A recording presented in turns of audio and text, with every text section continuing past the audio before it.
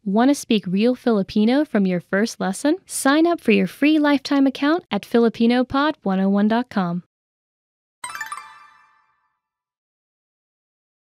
May isang lalaki at babae na nag-uusap.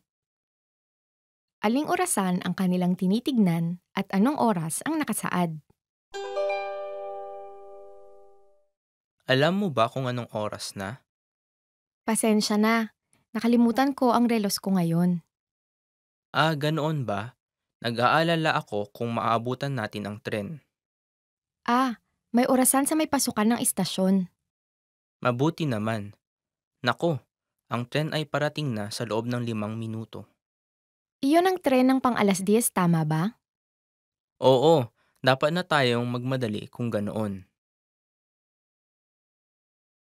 Aling orasan ang kanilang tinitignan at anong oras ang nakasaad?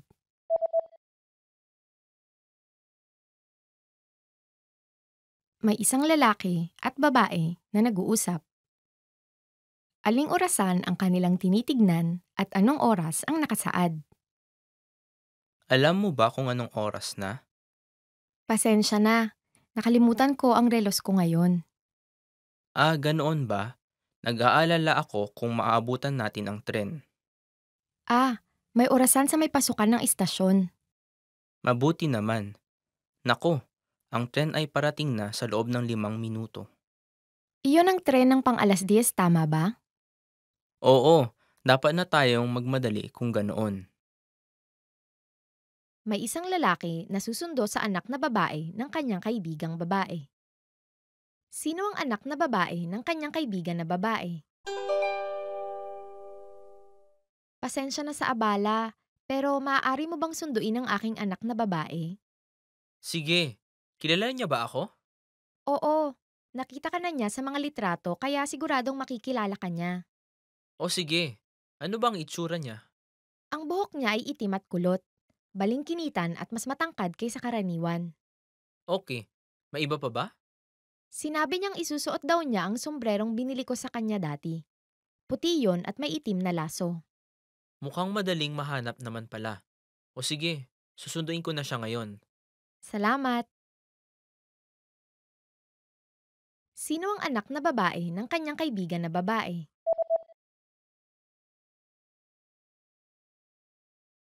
May isang lalaki na susundo sa anak na babae ng kanyang kaibigang babae. Sino ang anak na babae ng kanyang kaibigan na babae? Pasensya na sa abala, pero maaari mo bang sunduin ang aking anak na babae? Sige, kilala niya ba ako? Oo, nakita ka na niya sa mga litrato kaya siguradong makikilala ka niya. O sige, ano bang itsura niya? Ang buhok niya ay itim at kulot, balingkinitan at mas matangkad kaysa karaniwan. Okay, may iba pa ba? Sinabi niyang isusuot daw niya ang sombrerong binili ko sa kanya dati. Puti yon at may itim na laso. Mukhang madaling mahanap naman pala. O sige, susunduin ko na siya ngayon. Salamat!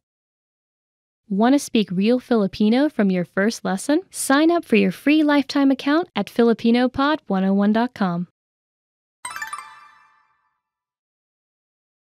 May isang lalaki at babae na nag-uusap.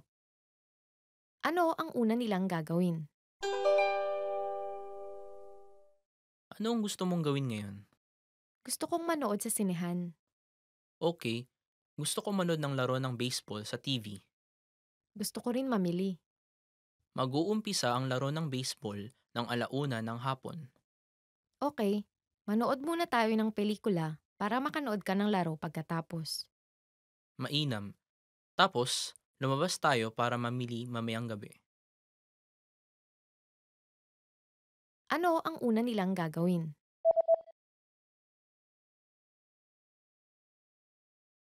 May isang lalaki at babae na nag-uusap. Ano ang una nilang gagawin? Ano ang gusto mong gawin ngayon? Gusto kong manood sa sinehan. Okay, gusto ko manood ng laro ng baseball sa TV. Gusto ko rin mamili. Mag-uumpisa ang laro ng baseball ng 1:00 ng hapon.